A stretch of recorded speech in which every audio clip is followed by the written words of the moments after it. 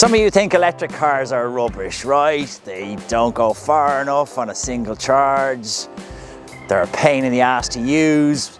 So surely an electric van is going to be worse, right? You need to load it up with stuff and then suddenly the range is gone. It's totally dissipated. Well, look, let's find out today. I have brought the gleaming new, gorgeous Peugeot ePartner, a gem from the Stellantis group, refined and as beautiful as a van can be, I guess.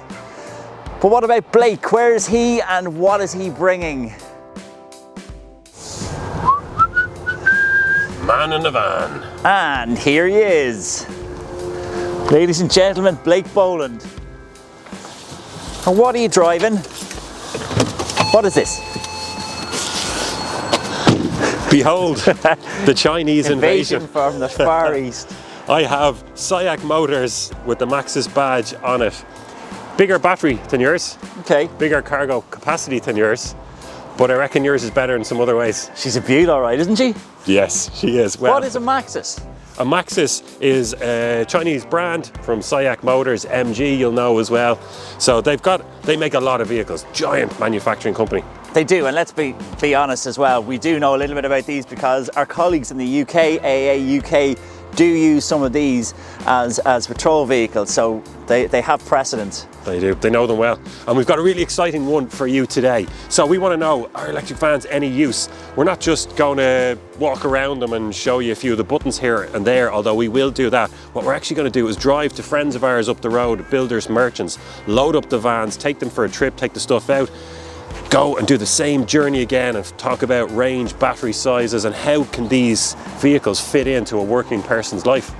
Yes, we get to be builders for the day. Man in a van. I think I'm hungry. I want to fancy a breakfast roll. Do you? Let's hit the road. Let's go. So we're here at our friends Wogan's Build Centre to do the first leg of this trip. As you can see, it's only 3 degrees Celsius here. It's a bit muggy. Winter has arrived. It has. It's damp. The ground is a bit wet. It is probably the worst time of the year in Irish weather anyway to do something like this, but we're going to do it. Paddy, what do we have here? What are you in today? I have the Peugeot ePartner, so it has that standard Stellantis battery, which is 50 kilowatt hour, but about 45 kilowatt hour usable. Yeah. 136 horsepower, 100 kilowatt electric motor, and laden with equipment. This is the top spec model. It's a really nice cabin, nice place to be. But so far, really pleased with it, but let's see how it does today. Okay, I've got a 90 kilowatt motor in comparison to Paddy's 100, but I do have a bigger battery. It's just over 52 and a half kilowatt hours and about 50 is usable. So I've kind of got 10% more battery than you, but it's a bigger vehicle. It's going to be more of a brick going through the air. Will I get more range out of it? We don't know.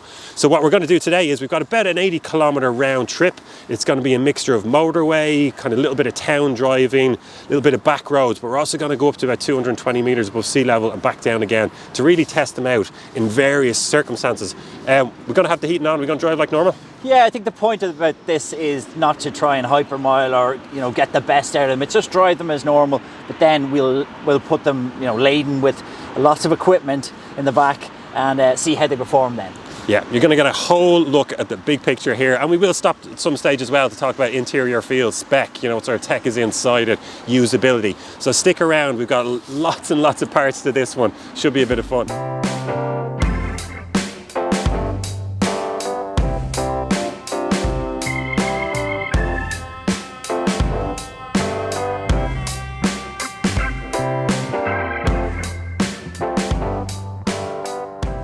Okay, so we're in Dundalk and we have driven a mix of country roads through town and RD. How's things going in the Maxus? Yeah, I am on 80%, having left Wogan's at 96. So I've used 16 to get here. I'm about the same. It's hard to tell because it has a gauge which is like an old petrol or diesel gauge, which is a little bit weird, a little bit frustrating, so I don't really know.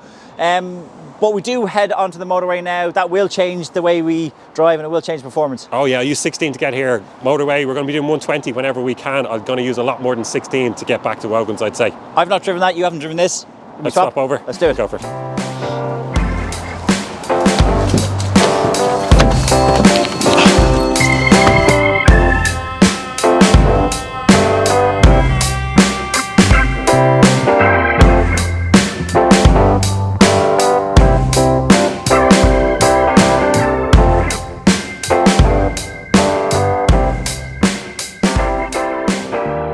just back from that first loop. You know the kind of route we did. I took the Peugeot back down the motorway, but let's get some numbers for you because that's what you really want. Right, Paddy, I did 21.7 kilowatt hours per 100 kilometers in the Peugeot. What did you do on the Maxus? I did 19.88 in the Maxus. Okay. So a little bit better. Little bit better, yeah, slightly more efficient, which kind of surprised me considering it's a bigger, more of a block going through the air. But also, you started off in the Peugeot at 95%, and we've ended up on what we estimate, because it doesn't have a gauge, we estimate 55, so that's 40% used. What about you? I started off at 96% and I'm down to 67%. So okay. that's again a little bit better. Right, so that's just under 30, is it? That's 29%, and I used a full 40. Okay, so we're going to do the same trip again, but we need to load up the vans first. Let's go down to our friends there at Wogan's and get some equipment off them. We made our way down into the yard at Wogan's, and while the lads were getting our pallets ready, gave Paddy a really good chance to practice his little shuffle dance.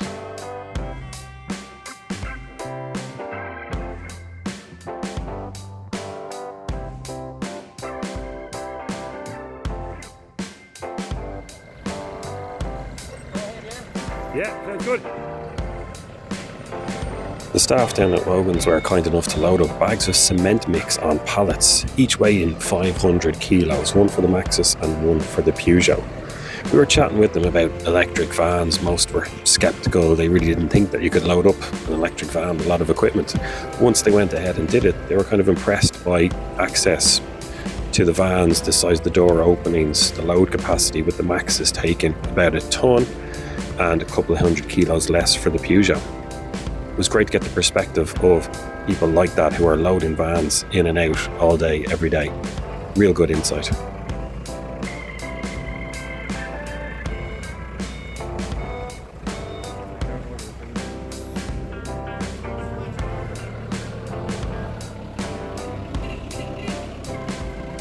When it came to loading the Peugeot, we could see a real difference in the size, with that Maxus having a much bigger capacity at 4.8 meters cubed. You could also really see the difference once they dropped the load down in the back of the van, the suspension really giving on the Peugeot.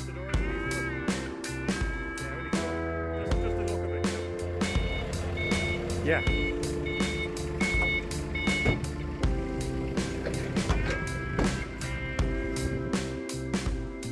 So there we are, the vans are loaded up. We've both got 500 kgs in the back. Payloads will comfortably handle that, but it's definitely going to put a drain on the battery. Paddy, we're going to do the same loop again. What's the state of affairs? So I think Max is 67% state of charge, and the ePartner is 55%. So the partner's used a little bit more. So it seems like you're paying for that extra refinement. Yeah, I should be okay getting back in this. I'm kind of comfortable enough. You potentially could be dicey. Could be squeaky bum time for sure. But look, let's see. It's got a little bit warmer than it was this morning, so we're not as freezing as we were. But yeah, it might be close in getting back. But let's, it's the proof is going to be in the pudding as to what the extra weight does to the range. Yeah, so and the difference, yeah. Might as well just hit the road, find out.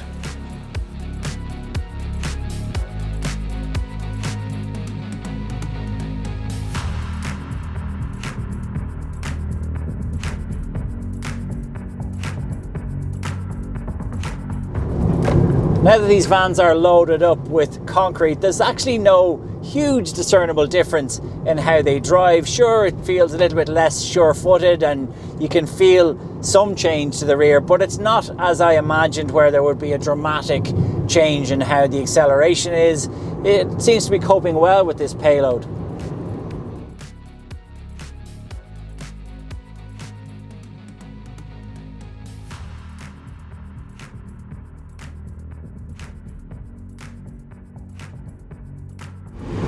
So what is the Maxus like to drive?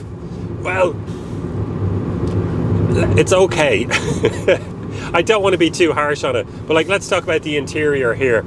So everywhere, okay, the steering wheel has this kind of a fake leather on it, which is not too bad, but everywhere you look, it's cheap plastics or a little bit of kind of gloss back material just there. But you can tell they are saving money big time with the materials in this. Just plastic door handles, even a good bit of the body work. Seats, just kind of cheaper fabric. not particularly comfortable, not too much adjustment in them. You know, let's not expect too much from it though either, because it's a cheap electric van, and you want it to be cheap. You want them to save money on materials and stuff. Like the dials just here, yeah, as I said, it's cheap, it's the way it's meant to be. Plenty of power in it though. The 90 kilowatt motor gets you up to speed quick enough. And even when this was fully loaded, I actually, at 45 kilometers an hour, planted my foot and it spun out. Now, fair enough, conditions a little bit damp, but yeah, it gets you up to speed. I think it's 12 seconds in the 0 to 100 kilometer an hour sprint. So, yeah, there we go. A few little creature comforts though. I've got electric windows, I've got heated seats. Yeah, cruise control. Cruise control is great for the motorway.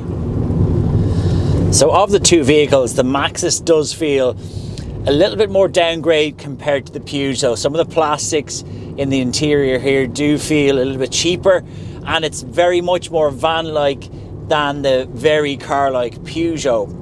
In terms of creature comforts, it does have everything you need. It does have Apple CarPlay, has air conditioning. The seating position is good, and that's all important if you're going to be spending a huge amount of time in your vehicle, which you do, of course, if you're a van driver. But performance-wise, it's fine. It pulls okay. There are some strange bings and bongs in the cabin as you park, reverse, and maneuver. But overall, it's an okay drive. I am a little bit disappointed with the tyres that have been fitted to this. They feel a bit cheap and they don't provide a huge amount of grip, being honest, especially on these greasy autumnal roads. Compared to the Michelins that have been fitted to the Peugeot, they offer a lot more grip.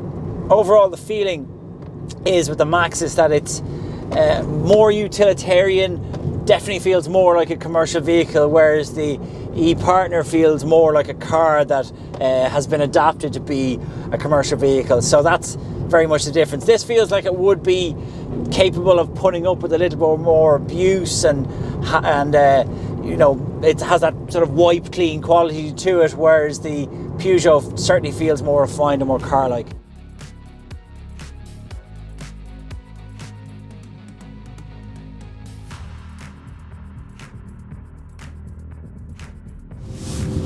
So what about the Peugeot now? What's it like to drive? Well, it's night and day against the Maxus. Unfortunately, this is just a lot nicer in here.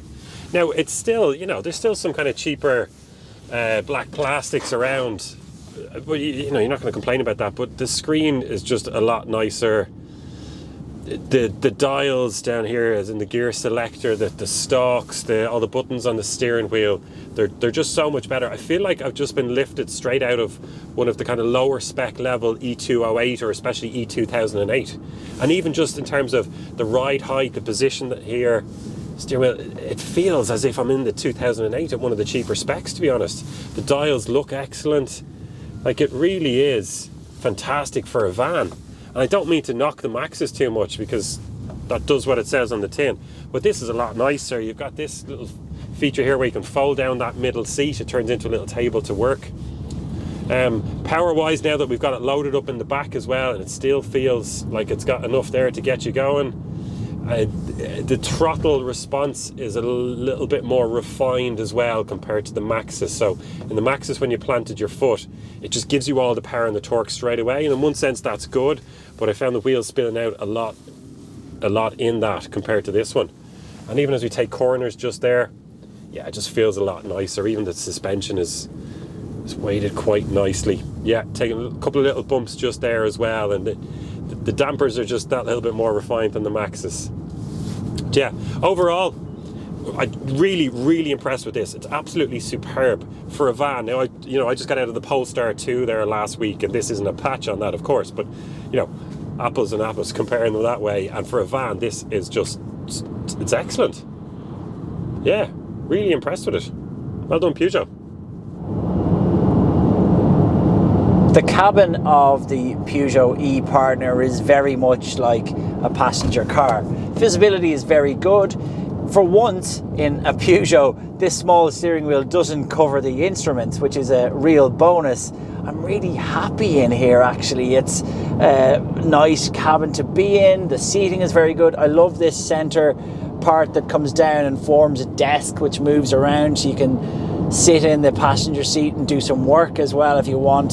The infotainment system is a little bit on the fiddly side, but it does have Apple CarPlay and Android Auto, so suddenly when you have that, you don't tend to use any of the other bits of the infotainment system. You just tend to use those over and over again. Drive modes are very simple. It's an easy place to spend time, and just for anyone who's maybe moving out of a passenger car, this is going to feel very straightforward. So we are back again at the same spot in Dundalk, this time with both vehicles loaded up with 500 kilograms of concrete. And has it made much difference, Blake? It's gotten better, Paddy. So it has made a difference, but not in the way we expected. No, so I have used 1% less to get here fully loaded than I did this morning. What about you? Yeah, pretty similar. I'm on averaging about 18.3 now versus 21 or so earlier on. So so that's despite the vehicles being heavier. Yeah. Now what we can probably put that down to is when we left this morning, it was 3 degrees Celsius. But having said that, I'm not exactly sunbathing here. It's still only about 7 degrees Celsius. So it just goes to show you that, well, look, we don't know. Because we got to hit the motorway, get home first and round it all up. But yeah, it's looking good anyway, because we were worried that you might not make it back in the Peugeot. Yeah, I was starting to think that given I'd used about 50% of my battery this morning, that by adding the 500 kilograms that I was going to struggle with the second part of the journey, but it's looking nothing like that now. Yeah, well, let's not count our chickens. We get back to Wogan's first. See you then. Right.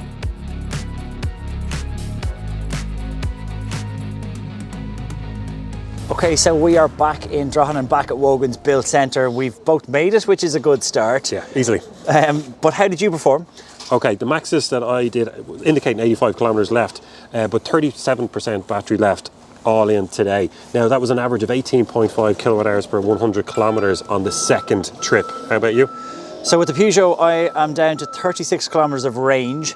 I have returned 20.8 kilowatt hours per 100 kilometres, and I have about 25% battery left, judging by the indicator. About 25. So isn't it amazing that we actually used less on the second trip, even though it had 500 kilos of cement mix in the back of each van? So why is that?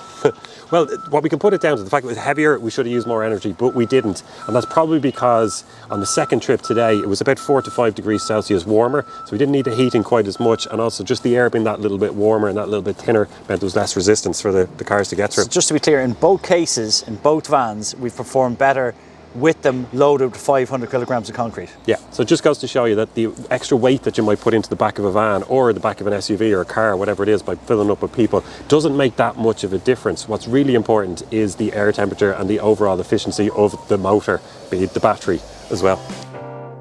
As the team at Wogan's unloaded the vans of the ton of product, myself and Paddy got to thinking about battery efficiency, and that's really what happened today. Due to the cold temperatures this morning when we woke up, about 2 or 3 degrees Celsius, the batteries were cold, and that provides greater resistance internally, so you get a much less efficient battery. Now, cars such as Tesla will have heat pumps and the ability to precondition the battery before you leave on your journey that day, making what for us would have been a much more efficient journey in the morning. But today we saw that the extra weight in the back didn't account for as much as the fact that we started off with cold batteries.